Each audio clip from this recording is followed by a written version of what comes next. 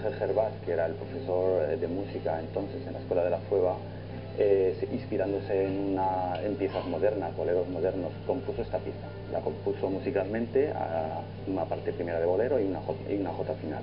Una vez que se hizo este arreglo musical, se lo pasaron a Anabel Luzán, que es una compañera mía, una estupenda cantadora de jotas de la agrupación folclórica Nuestra Señora de Alegría de Monzón, y ella le dio la letra. Y actualmente esta es la pieza que tenemos en el Valle de la Fueva.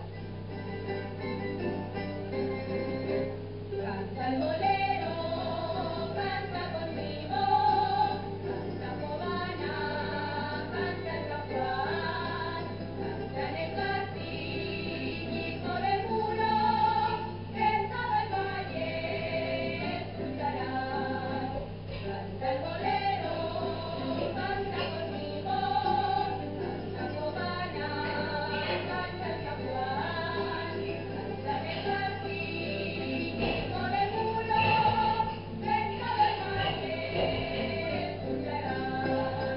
Y Ana Isabel, como profesora y como cantadora, ¿qué valoración le daríais? Ahora que no nos oye. Pues hombre, es muy buena, no solo es la jota, ¿no? Es el día a día, los fines de semana. Cuando salen muchas misas baturras o incluso una animación, festivales, les llamamos siempre y siempre están dispuestas a venir a cantar, a echarse unas jotas.